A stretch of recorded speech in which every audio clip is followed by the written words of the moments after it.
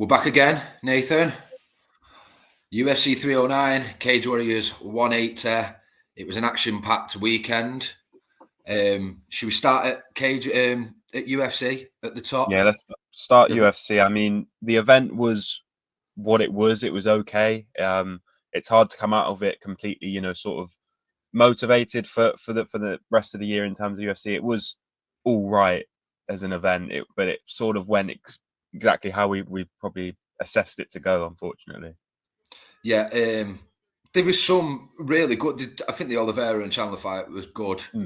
Bo Nickel and Paul Craig was okay, but then there was fights like the Veronica Hardy-Mora fight. Now, I'd rather watch paint dry than watch that. There was about 3 kicks thrown the whole fight. Now, it's just I appreciate that they're getting the opportunity and whatever, but don't waste it. Don't waste a slot on a pay-per-view card like that, which was the biggest, which was the most watched card of the year because it was John Jones. But we'll start with John Jones and Stipe Miocic. For me, I said it to you a minute ago off camera. It felt like when you go and watch a football legends game 5 years post-retirement, it's like going and watching Man United legends. It's all right watching Paul Scholes spray the ball and stuff, and he's still got the class, but would you really want to see him running around with the youngers every week? Similar with Jones. Would we want to see him with 260-pound Aspinall? Because the outcome is highly likely that Tom will run through him with the speed and the power. What's your thoughts and what was your takeaways? Yeah, John Jones looked all right. He looked good against Stipe for what it was. In terms of unfortunately, the Stipe looked like a ghost of sort of what we knew he was capable of, as we sort of expected. I think Francis did much worse to a much better version of Stipe, so it's a tough one in that regard. But you can only fight what's in front of you, and Jones did a good job, got him out of there, which we expected. We'll have to see what's next because Tom Aspinall is not, he's not infallible. He does have weaknesses that John Jones can exploit, which makes it almost stranger that he's so worried about fighting Tom Aspinall, because that is literally how he's, even if he didn't want to portray that image, that is the image he's portrayed this weekend, this whole week, that he's worried about Tom Aspinall. He doesn't want to fight him. So it baffles me as someone that is clearly good. Like, he's not crap. It's not like we're watching John Jones. This guy's terrible. He's very good. He's, maybe even one of the best, but he doesn't seemingly want to fight Tom Aspinall. He wants to get the Pereira fight, but Dana White's not so keen on that. And he has said, I know Dana White's word isn't particularly strong, but he has said the winner of that fight should fight Tom Aspinall. We'll see. But unfortunately, I think, to be fair to Tom, it's been a great week for him because he comes out of this whole event as the biggest star. Yeah, Tom's stock's risen even more without him even having to fight, hasn't it? Yeah. The video afterwards of Aspinall, I think it might be on his own YouTube vlog, and he had a meeting with Dana and Hunter, and he says that there's big news to come. And when John was talking about his next steps in the octagon, they kept winking at him and looking at him. So Tom's taking that. He's taking that well. He thinks that it could be on next, but I just highly doubt it unless you're going to put a fat load of zeros in front of John Jones's eyes. Yeah, because I can understand he wants easier fights, but he keeps mentioning the word legacy. Now, Saturday was a much easier fight than Tom Aspinall. Yet it was Stipe Miocic, but how much does beating a 42-year-old inactive Miocic do for his legacy? In my eyes, not that fucking much. No, just looks good on the card, doesn't it? It's like, Mike Tyson, it looks what it is. But I think it's tough for Jones if he doesn't. I mean, that's great if he wants easier fights. That's fair enough. I'd probably relinquish the heavyweight championship of the UFC if you do want easier fights, because if you're the heavyweight champion, I know it very rarely works this way, especially when you're one of the biggest stars. But you should be fighting the next best guy. You should be fighting the number one contender. That contender is Tom Aspinall. And I know we see, when the biggest stars get it, they sort of get their own way a little bit in terms of who they get to fight. But the biggest star, you hold the championship, you fight the next contender. That's Tom Aspinall. So hopefully it gets done. And as I say, John Jones could win that fight. It's not impossible. Like, when we get to that fight, if we do it, we'll probably be talking about it, saying, it's near 50-50 because Jones is still very good. He's just, we'll have to see how he looks against someone as quick and as powerful as Aspinall. I agree. When we say 50-50, I think when we look at Aspinall's attributes, it's the speed, it's the power that Jones seemingly has dwindled over the last few years. Naturally, he's 37 going on 38. From John Jones's point of view, he's still got the technique and the ability to be able to counter Aspinall and to get him in positions that he likes to. But John needs to remember, Tom has been beaten, and he was beaten quite well a fair few years ago against Stuart Austin, who was recently fighting in Octagon. But in terms of Alex Pereira into the equation, Dana's saying no unless they basically mither him and blow him up over it. Now, from my point of view, and from a lot of people's point of view, Pereira will just get wiped out by heavyweights. So I can understand, he wants to go to heavyweight and he wants to win 3 titles in the quickest time that anybody's ever done it, blah, blah, blah. But it was going to benefit him a hell of a lot more if he steps up to heavyweight and he fights a Derek Lewis or a Ty Bora or something like that, and he does a full camp at heavyweight, beds into the weight better, has 15 minutes in the cage, and then he can go and fight one of the 2 champions, maybe. I just don't think Pereira's ready for heavyweight, especially. And he's beat good names, but they're not like wow names. There was wow performances, but not wow names. Yeah. Do you know what I mean? So I think he does need a fight and a camp at heavyweight before he steps in with those 2 animals. That's it. It's a set. They've moved heaven and earth to not have him fight Ankalaev, who is a wrestler. You stick him in with John Jones, and you say what you want about John Jones on the feet. He's still a very good wrestler, and so it would be a bad matchup again. And this guy will be heavier. He'll be bigger. So it wouldn't be a great matchup. But I mean, at least we did get one great matchup on the card in the UFC 309, and Oliveira Chandler. I mean, wow, Chandler almost done it. Somehow it looked like it was just going to be a complete clean slate wipeout. And Chandler's so close to getting it done. But that's sort of the spirit. I think the fight pretty much went as expected in that sense. Oliveira technically superior, but Chandler still had that spirit to almost take him to a victory right at the end.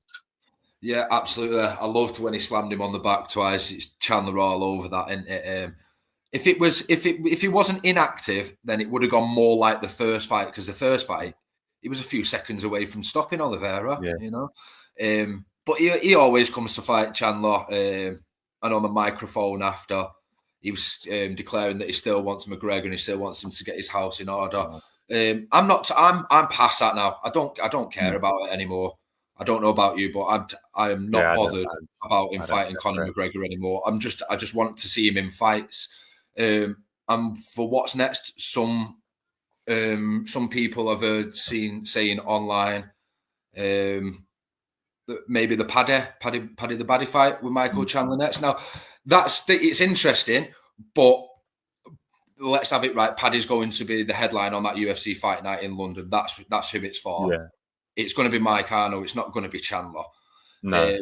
But on his opponent's side, Oliveira, wow, how good did he look again?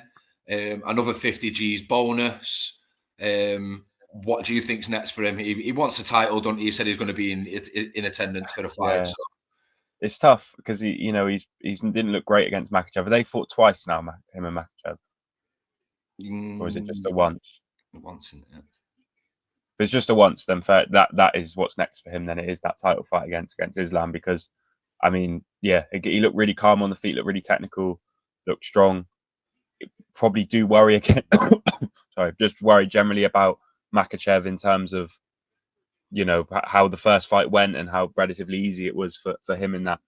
So and you probably goes the same way. But again, you can never rule out Oliveira. He's so good. Again, if they don't want to do that, the Max Holloway fight is there, and that's the one I would want from a fan point of view, because I worry that he'll get beat by Islam, and I love Oliveira, so I want him to fight Holloway in sort of a, everyone has a good time sort of fight. But if it will be the title fight next, and I mean he's got, it's crazy the UFC bonus thing, because he's got like 20 bonuses. He's made $1 million.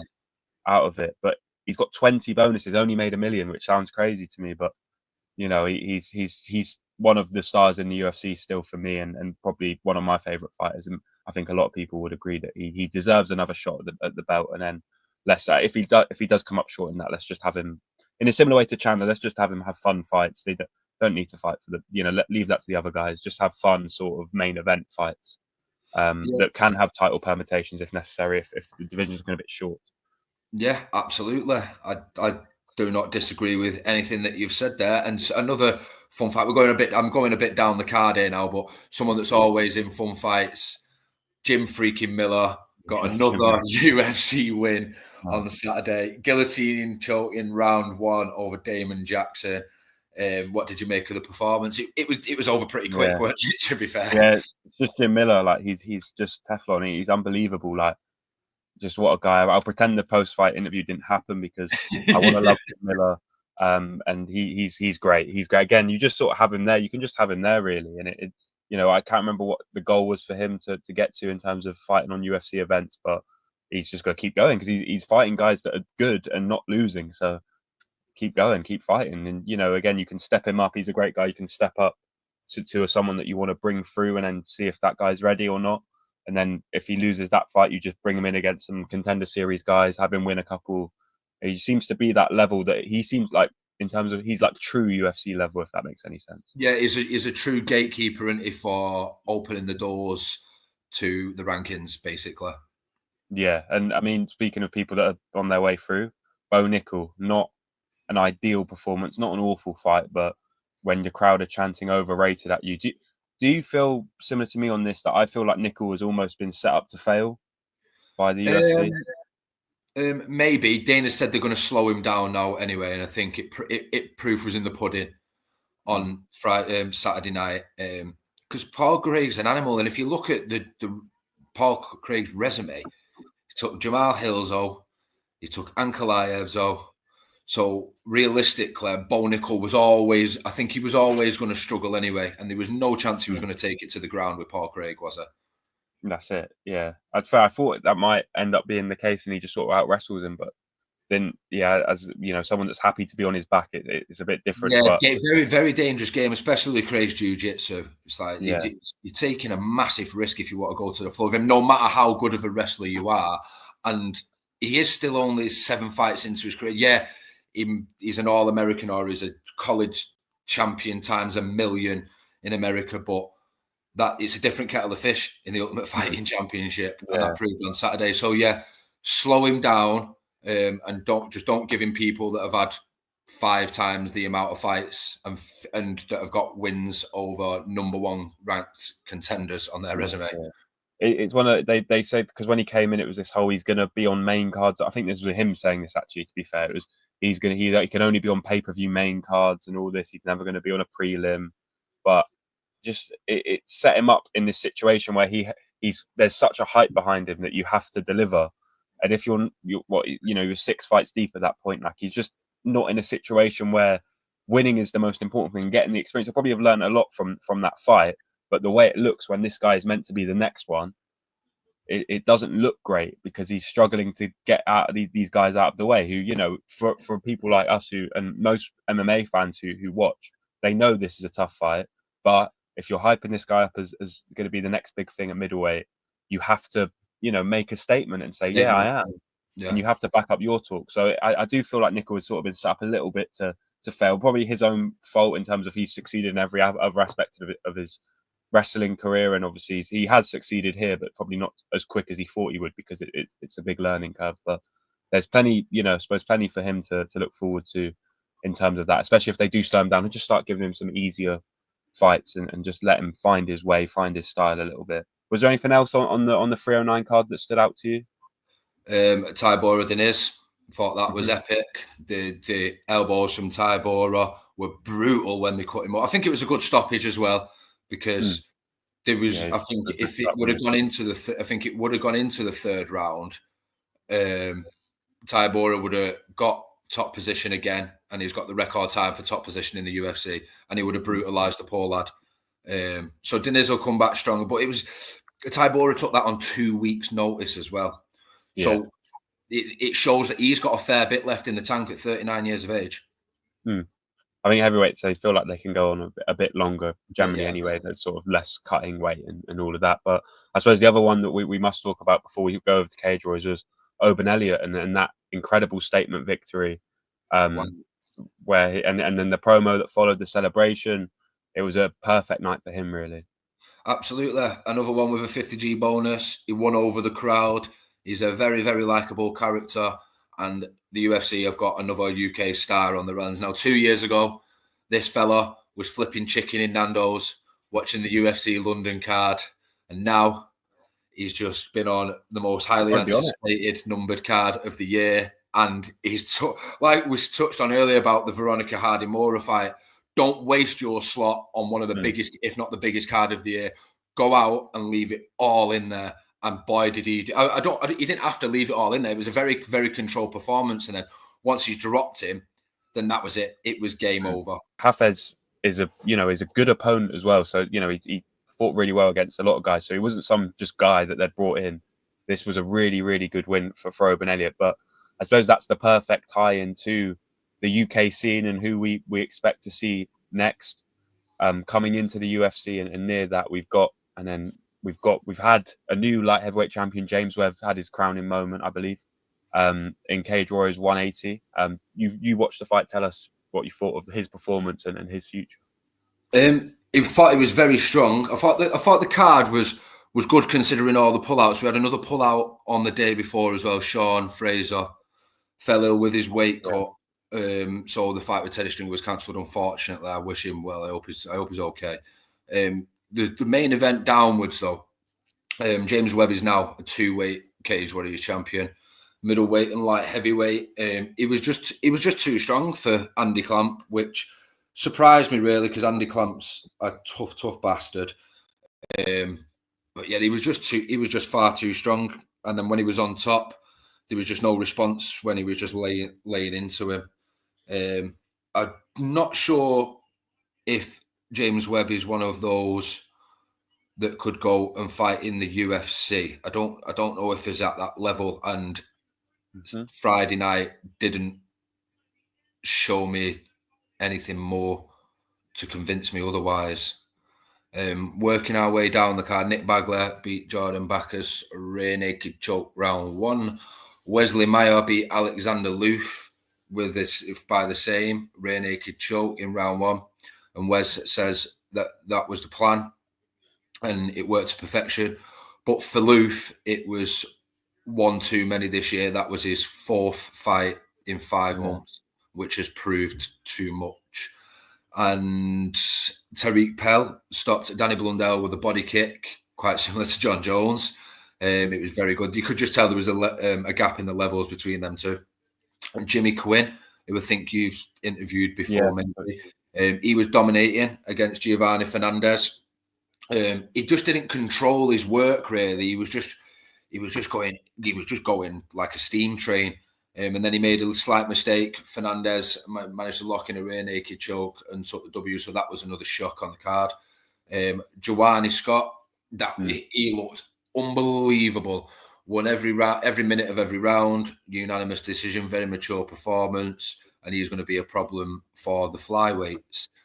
Other than that, the man that we spoke to last week, Yusuf Nazarkatov, very controlled performance against a very skilled debutant in Cameron Stewart, who, as we know, is a Cage Warriors Academy champion. There was big knees to the body from Yusuf in the first round, which that made Cameron not want to get close. And he was just shooting for takedowns, which Yusuf defended very well. And it ended up 29-28 on all 3 cards. But I thought Yusuf won every round convincingly. After we finish this chat, I'm going to speak to Yusuf and get his thoughts on his performance and stuff like that. But all in all, a very good weekend of mixed martial arts. And we're just not any closer to finding out what's going on with the heavyweight division, which is really, really getting on my nerves. I just wanted Tom to be in the cage afterwards and him to build it up. And like Dana and everybody saying, it's got the potential to be not just the biggest and best heavyweight fight of all time, but possibly the biggest and best fight in UFC history. It's one they need, really, in terms of having that big star fight that everyone is interested in, even the casual fan is got an eye on, because, you know, as much as, you know, look at the main event for next month's sort of pay-per-view. It's, you know, it's a great fight, Pantoja versus Asakura, but it's not one that's going to get people to watch it other than, oh, it's the UFC, I'll stick it on. So this is one that, oh, Tom Aspinall, John Jones, I've heard about that. I've got to watch it. I've got to see it. And that is, and they don't have many of them fights right now in the UFC. So hopefully it can all get sorted. I mean, we'll see. I mean, next week they're in Macau next week, and they've got a great main event, to be fair. And, you know, I've criticised fight night cards for forever, but Jan Figueiredo is a superb fight. I'm really looking forward to that. And they're also doing that road to, I think it's that road to Asia thing as well, which can produce some fun fights. And I don't know what time that starts, but that might be a friendly time or no. But the UFC Asia one, we do have interest on there. Keiru Sahota trains out of Manchester, top team. He's very likable. He's in the final, so hopefully we'll have another UK/Punjabi representative in the UFC. Just to touch a little bit more on the heavyweights, when he was saying it's the biggest fight of all time, and a reporter asked if he would be open to do it in a stadium. We all know Dana's stance on stadiums, but we've had the experience of mixed martial arts in a stadium, and I thought the production was good. I thought it all worked. Obviously, some people are a million miles away from the cage, but it's like with the boxing and the Wembley events, and as you know, the AEW events, it's a had to be there moment, isn't it? So does Dana just need to drop this guard of, oh, I don't like stadiums and the arena's caught better atmosphere? Because at the end of the day, Aspinall and Jones could sell out any stadium anywhere in the world. It would sell out, but I get White's point in the sense of indoor arenas create better noise and atmosphere. That is true, because the sound doesn't travel so far and it goes around. And it could be one, you know, if they do it at the Garden, you know, that they need to do it somewhere iconic. If they're not going to do it at a stadium, do it somewhere iconic. You know, MSG is a great example. I mean, it's very unlikely they'll do it in the UK, obviously, because they don't want John Jones fighting in Aspinall's sort of backyard as such. But if they do it in America, yeah, they could sell out. And I know these American arenas are just absolutely massive. So maybe infrastructure quite hard to run an event. I don't know. But yeah, they've got to do it somewhere iconic, somewhere that you read that name, as long as it's not one of them stupid sponsor names, but you read the name of the arena and you think, wow, you know, this is big. There's 100,000 people here for this fight, or sold out MSG. They are that is what the fight deserves. And it's those little things that can help the fight, you know. So, I mean, we saw Jake Paul, Mike Tyson. I can't remember how big that stadium was, but that sold out, and that was crazy for just that. So Tom Aspinall, John Jones would easily sell out, you know, any arena you stick it in, really. Yeah, absolutely. I think the AT&T is like 80,000 or something like that. They would sell it. But these misfits fight. I mean, Jake Paul couldn't even fucking knock a 59-year-old Mike Tyson out. So these misfits fight need to stop. Like, we've just had Darren Till and Tommy Fury announced last night. Now these, I can appreciate they are going getting a big, massive fucking bag. However, these are meant to be two professional combat sportsmen, and Darren Till was the next best thing he was the best thing since sliced bread a few years ago. And now they're both fighting on a misfits card. It's like, what the hell is going on in this combat sports world? I don't know. Yeah, that is an awkward one for Darren Till, but, you know, he gets the money. Tommy Fury, you know, we say he's a combat sports athlete. He's not particularly good, so, you know, it's probably for the best that he does these fights, because he can get paid a lot more and he can win, which probably you're less likely if you do it, you know, in sort of a professional scenario. It is what it is. You know, I've sort of called on it because it fun. You know, someone that grew up with all the YouTubers and stuff. At first it was really fun to see all these guys, you know, fight, buddy, like Momo, FIFA, and Ross. You know, all these old names that I know. You're losing me now. You're losing me now with all these names. Well, you know, but now you look at like a Mitzvist card, and like when I tell you these guys aren't like big influencers. You know, these people aren't big names. You know, most of the people now I haven't heard of, and because obviously these guys have had success in the boxing, they're focusing on the boxing, which means they're, you know, bar one or two people like KSI and Deji, and, you know, but even Jake Paul, like if you look at Jake Paul's YouTube stuff now, it doesn't pull any views like it used to. So it's quite weird. I suppose the thing with Paul is people want to see him get knocked out. He's got enough of a sort of infamous status in America that people will want to see him get knocked out regardless, especially when the event is free on Netflix, so people want to watch it, and I'll stick it on. Hopefully Tyson wins. Don't know where he goes from here because it was sort of worst case scenario. He didn't look any good. Maybe he was holding back, and he looked knackered as well. Mike Tyson looks old, but he is old. So was what it was. We'll see. We'll see what happens in these misfits cards. I don't know how many people are going to tune in and watch Tommy Fury versus Darren Till, especially co-op, because that's a bloody big arena. So I'm not entirely sure how well that's going to sell, but best of luck to them both. They're getting paid, so best of luck to them. Absolutely. And before we go, this week, Cage Warriors are back in Newcastle. Harry Hardwick is defending his championship, if I'm right in saying that. Yeah, Harry Hardwick's defending his championship against Kawini Lopez. Shaki Haig, flyweight championship as well, against Nicholas LeBlond. And Kennedy Freeman, who is 5-0, is going to be the first woman. There's going to be the first woman since Molly McCann to hold a championship in Cage Warriors. So Kennedy Freeman is fighting Mafalada Carmona, Portuguese fighter. Kennedy Freeman is the daughter of Ian Friedman, who was the first ever UK fighter in the UFC. So she is now, his nickname was The Machine. She is now The Machine 2.0. So let's see if she can get to the UFC like her old fella. Brilliant, yeah. So plenty to look forward to next week, even it doesn't stop.